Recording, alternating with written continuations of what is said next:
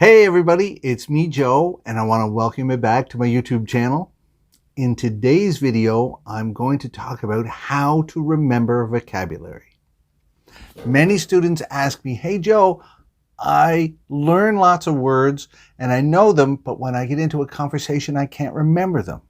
Can you tell me how to remember vocabulary? Well, this video is going to do that. All right. But first, if this is your first time visiting my YouTube channel, hi there, I'm Joe. And I think it'd be a great idea if you subscribe to my channel and hit that notification bell down below. All right, so I can really help you learn English. Okay, now let's get to the different techniques on how to remember vocabulary. So in this video, there's 4 basic parts. All right, there's 4 basic parts about how you get vocabulary, how you acquire it, how you keep it in your mind. Okay, you got to, number 1, you got to find it. All right, you got to find new words.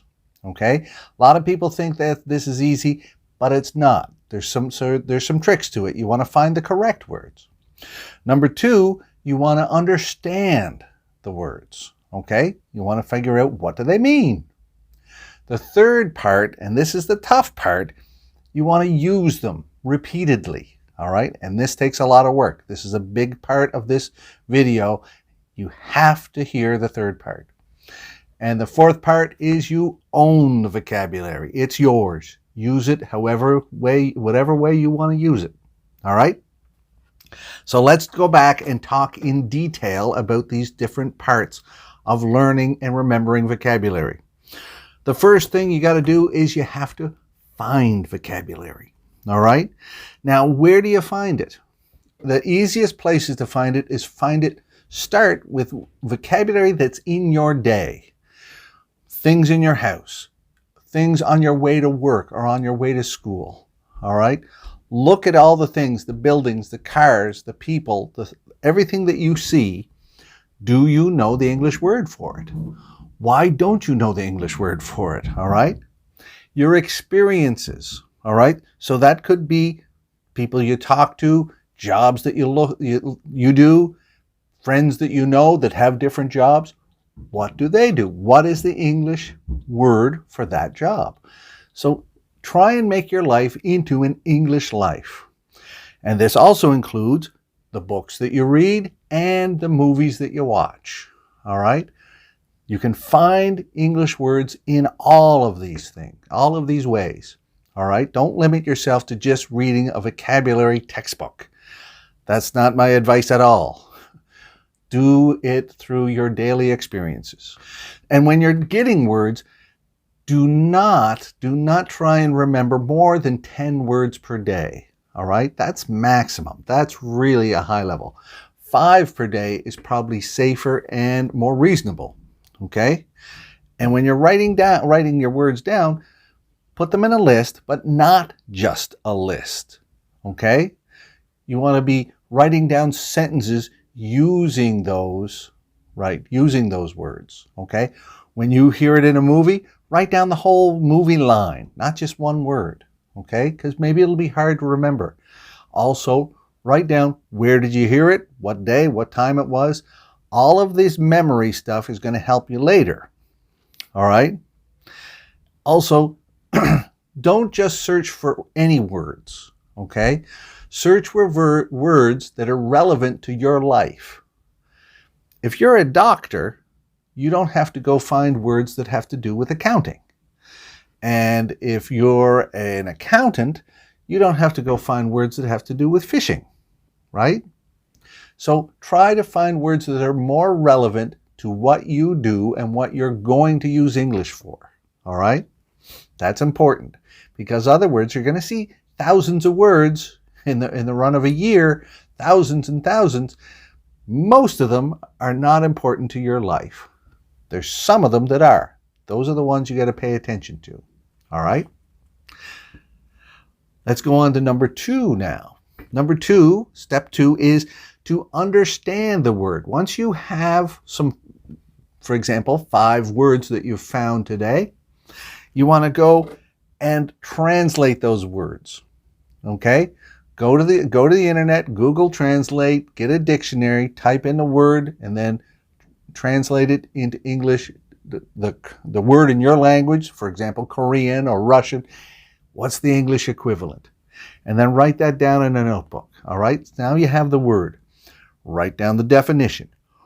Write down different uses of that word. Okay?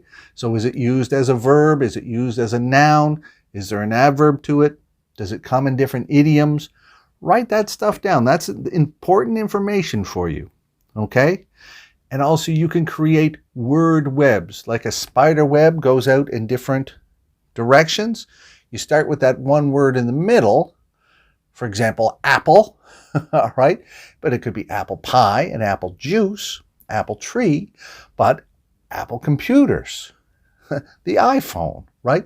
There's different companies that use that. All right? The apple of my eye, an idiom. So you want to write that all down in your notebook for that word, because you're trying to recreate, and when you're writing it down, you're trying to recreate the knowledge that your brain will use to connect it.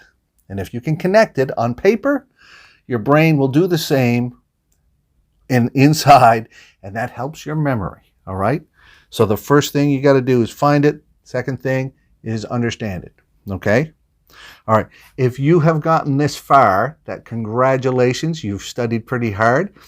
The code word that you can say to Joe, me, and you can say, hey, Joe, memory. That's the first code word. That means I know that you've watched this video this far. Now, the third part is the real hard work. You have to use the word repeatedly, many, many times to make it your own. All right? You have to read it. So reading can be part of that use. You can read it and you can listen to it at the same time. So if you can get a book and also have the audio at the same time, that's a good way to use words again and again.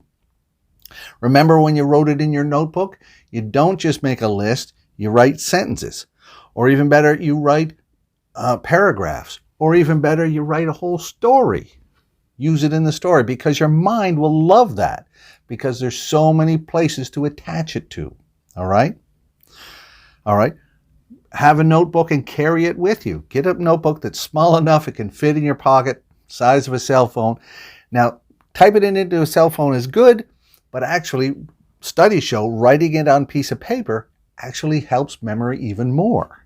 All right? Okay? You can even make comments on videos. If you see a new word in a video, one of my videos, you can comment on it. Try to use it in a sentence. Sometimes if the teacher is really nice, they'll write back and they'll say, hey, great sentence, or they'll correct you, all right, if you use it incorrectly, all right?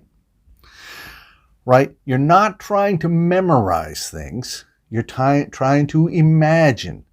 Imagine using this word in different ways, okay? Not just the meaning of it. That's just one small part of it. Imagine doing it. Also, you can deconstruct the word. If the word is a compound word, like, for example, snowman, part of it's snow, part of it's man. You know what those mean. So snowman together, it helps you understand the whole thing. All right, a man made out of snow. All right. Lots of words follow the same pattern. Okay. They're constructed of different parts. Look at the different parts. Okay. You have to repeat it. You have to repeat this word many times and in many ways, not just one way. Don't just write it down. Write. Writing it, you can draw pictures of it. You can see it. You can listen, right? You can say it, right? There's lots of ways you can use words to try and get it in there, okay?